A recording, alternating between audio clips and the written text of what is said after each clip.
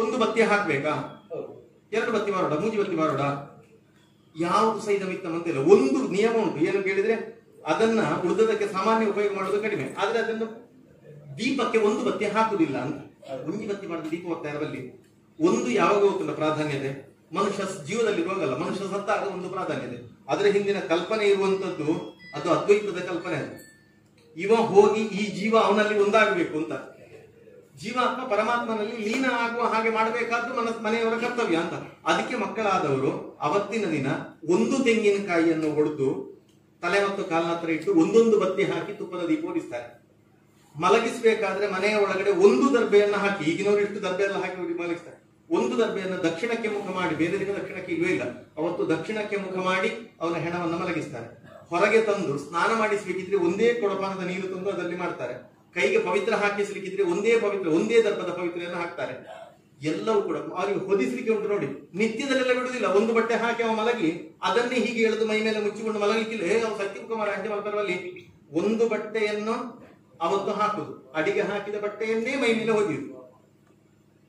ಪ್ರೇತ ವಸ್ತ್ರ ಅಂತ ಇದ್ರೆ, ಕರ್ಮಕ್ಕೆ ಉಪಯೋಗ ಮಾಡುವಂತ ವಸ್ತ್ರ ಅಂತ ಇದ್ರೆ ಅದೇ ಬಟ್ಟೆಯನ್ನ ಕಟ್ ಮಾಡಿ ತೆಗೆಯುದು. ಮತ್ತೆ ಅದು ಒಂದೇ ಬಟ್ಟೆಯನ್ನ ಅಡಿಗೂ ಹಾಕುದು, ಮೇಲೆಗೂ ಹೊದಿಯುವುದು, ಇದನ್ನು ಮಾಡುದು. ಈ ರೀತಿ ಒಂದು ಅನ್ನುವ ಸಂಖ್ಯೆ ಅಲ್ಲಿಗೆ ಉಪಯೋಗ ಮಾಡುವಂಥದ್ದು. ಅಂದ್ರೆ ಉಳಿದಲ್ಲಿಗೆ ಮಾಡಬಾರದು ಅಂತ ಅರ್ಥ ಅಲ್ಲ. ಎಷ್ಟೋ ಕಡೆಗಳಲ್ಲಿ ಅದು ನಮಗೆ ಮನಸ್ಸಲ್ಲಿ ಹಾಗೆ ಅನ್ನಿಸಿದ್ರೆ ಮಾತ್ರ ನಾವು ಚೇಂಜ್ ಮಾಡಿಕೊಂಡ್ರೆ, ಇಲ್ಲ ಅಂತಾದ್ರೆ ಪರವಾಗಿಲ್ಲ.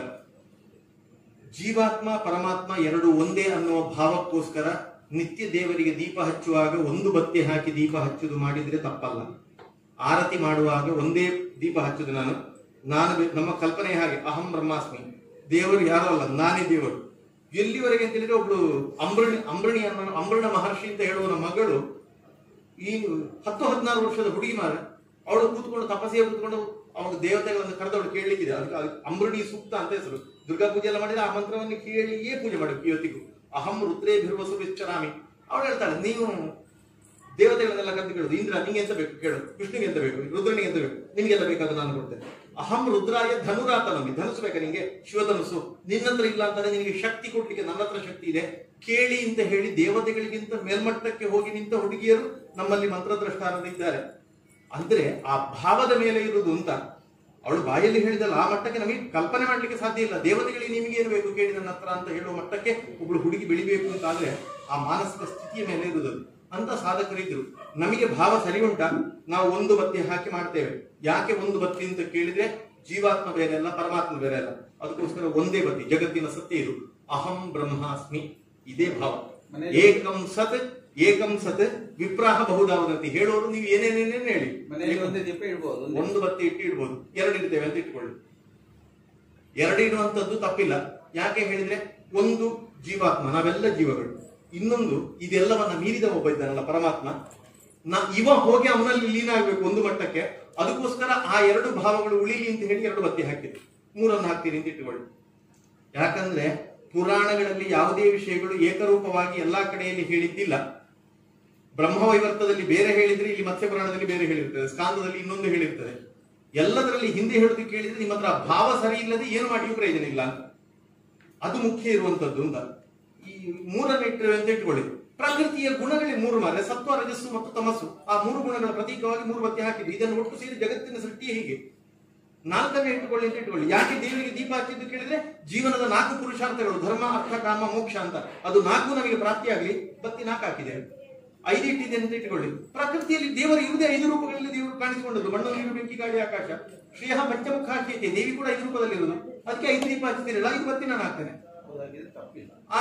ಹೀಗೆ ಒಂದೊಂದನ್ನು ಹೇಳ್ತಾ ಹೋದ್ರೆ ಒಂದೊಂದಕ್ಕೆ ಒಂದೊಂದು ಸಮರ್ಥನೆ ಉಂಟು. ಯಾವುದು ತಪ್ಪಲ್ಲ. ಕೊನೆಗೆ ಬೇಕಾದ ಯಾವುದು ಕೇಳಿದ್ರೆ, ನಮಗೆ ಆ ಭಾವ ಇಲ್ಲದೆ ಯಾವುದು ಮಾಡಿಯೂ ಪ್ರಯೋಜನ ಇಲ್ಲ. ದೇವರಿಗೆ ಬತ್ತಿ ಹಾಕಿ, ಎಣ್ಣೆ ಹಾಕಿ, ಹೂವನ್ನು ತಂದು ಅರ್ಚನೆ ಮಾಡಿ, ಜಗತ್ತಲ್ಲಿ ದೇವರಿಗೆ ಕೊಡುವಂತದ್ದು ನಮ್ಮ ಹತ್ರ ಯಾವುದೂ ಇಲ್ಲ. ಇದು ಮಾತ್ರ ಸತ್ಯ. ನೆನಪಾಗೋದು ಯಾವಾಗ, ನಂಗದು ಯಾವಾಗ ನೆನಪಾಗ, ಒಂದು ದಿನ ನಮ್ಮ ಮನೆಯಲ್ಲಿ, ನೀವು ಅದು ಹೇಳಿದ್ರೆ ಅರ್ಥ ಆಗ್ತಾ ತಿಳ್ಕೊಂಡು ಅದಕ್ಕೆ ನಾನು ಹೇಳ್ತಾ ಇದ್ದೇನೆ. ಒಂದಿನ ಮನೆಯಲ್ಲಿ ನಾನು ಮದುವೆ ಆಗಿ 8 ವರ್ಷ ಕಳೆದಿತ್ತು. ಮಕ್ಕಳು ಚಿಕ್ಕ ಚಿಕ್ಕ ಮಕ್ಕಳು, 8 ಅಲ್ಲ 9 ವರ್ಷ ಕಳೆದಿದ್ದು. ಚಿಕ್ಕ ಚಿಕ್ಕ ಮಕ್ಕಳು ಬಂದು ನಮ್ಮ ಬೆಳಿಗ್ಗೆ 5:15 ಗಂಟೆಗೆ ನಾವು ಹೇಳುದು, ಈ ಮಕ್ಕಳಿಗೆ ಹೇಳಕ್ಕೆ ಎಷ್ಟು ಜೋರು ಮಾಡಿದ್ರೆ ಹೇಳುದಿಲ್ಲ. ನಮ್ಮ ಮದುವೆ ಆದ ದಿನಕ್ಕೆ ನನ್ನ ಮಕ್ಕಳು ಬಂದು ನಮ್ಮನ್ನು ಎಬ್ಬಿಸಿ ಒಂದು ಪೆನ್, ಅದಕ್ಕೆ ಪಾರ್ಕರ್ ಅಂತ ಹೆಸರು, ಆ ಪೆನ್ ಇದ್ದು, ಅದು ಕಾಸ್ಟ್ಲಿ ಪೆನ್, ಅದಕ್ಕೆ ದುಡ್ಡು ಹೆಚ್ಚು, ಪಾರ್ಕರ್ ಅಂತ ಒಂದು ಪೆನ್ನಿನ ಹೆಸರು. ಆ ಪೆನ್ನನ್ನು ತಗೊಂಡು ಬಂದು 5:15 ಗಂಟೆಗೆ ನನ್ನ ಮಗಳು ಮತ್ತು ಮಗ ನಮ್ಮಿಬ್ಬರನ್ನು ಗಂಡ ಹೆಂಡತಿಯನ್ನು ಎಪ್ಪಿಸಿ ಇದನ್ನು ಕೈ, ಅಪ್ಪ ಜನ್ಮದಿನದ ಶುಭಾಶಯಗಳು. ನಿದ್ದೆಯಿಂದ ಕಣ್ಣು ಬಿಡ್ತೇನೆ ಅಷ್ಟೇ, ಲೈಟ್ ಹಾಕಿ ಮಕ್ಕಳಿಬ್ಬರು ಆ ಪುಟ್ಟು ಪುಟ್ಟು ಮಕ್ಕಳ ಕೈಯಲ್ಲಿ ತಂದು ಕೊಡ ಜನ್ಮ ಎಂತ ಮದುವೆಯ ದಿನಕ್ಕೆ ಶುಭಾಶಯ ಅಂತ ಮಕ್ಕಳು ತಂದು ಕೊಟ್ಟರು. ನನಗೊಂದು ಎಷ್ಟು ಸಂತೋಷ ಆಗಿದೆ ಅವತ್ತು ಅಂತ ಕೇಳಿದ್ರೆ ನನಗೆ ಶಬ್ದದಲ್ಲಿ ನನಗೆ ಹೇಳಿಕೊಳ್ಳಲ್ಲ, ಅಷ್ಟು ಸಂತೋಷ ಆಗಿದೆ ನನಗೆ. ಆದ್ರೆ ಸತ್ಯ ಏನು ಕೇಳಿದ್ರೆ ನನಗೆ ಸ್ಪಷ್ಟ ಗೊತ್ತಿದೆ, ನನಗೆ ಬೇರೆ ಅಂತ ಕಾಣಲಿಲ್ಲ, ನನಗೆ ಖುಷಿ ಅದು, ನನ್ನ ಮಕ್ಕಳು ಎಷ್ಟು ಪ್ರೀತಿಯಲ್ಲಿ ನನಗೆ ಇದನ್ನು ಕೊಟ್ಟರಲ್ಲ ಅಂತ ಮಾತ್ರ ಅನ್ನಿಸಿದ್ದು. ಸತ್ಯ ಏನು ಕೇಳಿದ್ರೆ ಮಕ್ಕಳು ನನಗೆ ಒಂದು 50-100 ರೂಪಾಯಿ ಇರ್ಬೋದು ಪೆನ್ನಿಗೆ, 100 ರೂಪಾಯಿಯದ್ದು ಪಾರ್ಕರ್ ಅಂತ ಇಟ್ಕೊಳ್ಳಿ, 100 ರೂಪಾಯಿಯ ಪೆನ್ನನ್ನ ತಂದು ಇವರು ನನಗೆ ಪ್ರೆಸೆಂಟ್ ಮಾಡಬೇಕಾದ್ರೆ ಮದುವೆ ದಿನಕ್ಕೆ ಅಂತ ಮಕ್ಕಳು ಕೊಡ್ಬೇಕಾದ್ರೆ ಈ ಮಕ್ಕಳಿಗೆ ಊಟದಿಂದ ಹಿಡಿದು ಚಡ್ಡಿಯಿಂದ ಹಿಡಿದು ಶಾಲೆಯ ಫೀಸಿನವರೆಗೆ ನಾನೇ ಕಟ್ಟುವ. ಇವರು ಮುತ್ತಿನ ದಿನ ನನ್ನದೇ ಕಿಸೆಯಿಂದ ಎಬ್ಬಿಸಿರ್ಬೇಕಲ್ಲ 100 ರೂಪಾಯಿ. ಇಲ್ಲ ಇದ್ರೆ ಎಲ್ಲಿಗೆ ಇವರಿಗೆ? ನನಗೆ ನಿಜವಾಗಿ ಅದು ಕಾಣಬೇಕು, ಎಲ್ಲ ದುಡ್ಡು ಕಂಡದ್ಬೇಕು, ಎಂಕಿ ಕೊರಿಯರ್ ಅಂತ ನನಗೆ ಅನ್ನಿಸ್ಬೇಕಿತ್ತು. ಅದು ನನಗೆ ತಪ್ಪಿ ಕೂಡ ಕಾಣಲಿಲ್ಲ. ನನಗೆ ಕಂಡದ್ದು ಅದ್ರ ಹಿಂದೆ ಇದ್ದ ಆ ಮಕ್ಕಳ ಪ್ರೀತಿ, ಅಣ್ಣಂದಿರ ಹತ್ರ ಹೇಳಿ ಅವರು ಮೊಬೈಲ್ ಅಲ್ಲಿ ಅಲ್ರಾಮ್ ಇಟ್ಟು ಎಬ್ಬಿಸಿ ಆ ಪ್ರೀತಿ ಭಾವ ಮಾತ್ರ ನನಗೆ ಕಂಡದ್ದು. ಸತ್ಯ ಇನ್ನೇನೋ ಇದೆ. ಇದೇ ರೀತಿಯಾಗಿ ಇದು ದೇವರ ವಿಷಯದಲ್ಲಿ ಸಹ ಇಷ್ಟೇ. ನೀವು ಹೂ ಕೊಯ್ದು ತಂದು ದೇವರಿಗೆ ಕೊಡ್ಲಿಕ್ಕೆ ಹೂ ಯಾರು ಮಾಡಿದ್ದು? ಅವರದ್ದೇ ಹೂ. ಹಾಲು ಕೊಡ್ಲಿಕ್ಕೆ ಹಾಲು ಯಾರು ಮಾಡಿದ್ದು? ಇನ್ನು ಎಲ್ಲವೂ ನಮ್ಮದು ಯಾವುದೂ ಇಲ್ಲ, ಎಲ್ಲ ದೇವರೇ ಕೊಟ್ಟದ್ದು. ಆ ದೇವರೇ ಕೊಟ್ಟದ್ದನ್ನ ತಂದು ನಾವು ದೇವರಿಗೆ ಕೊಟ್ಟು ನಾವು ದೊಡ್ಡ ಜನ. ಹಾಗಾದ್ರೆ ಅವನದ್ದನ್ನು ಅವನಿಗೆ ಕೊಟ್ಟೆವು ಅನ್ನುವ ಭಾವ ಬೇಕಾದ್ದು, ಅದರ ಹಿಂದಿನ ಭಕ್ತಿ ಮಾತ್ರ ದೇವರಿಗೆ ಕಾಣುದು. ಆಚರಣೆ ನಿಜವಾಗಿ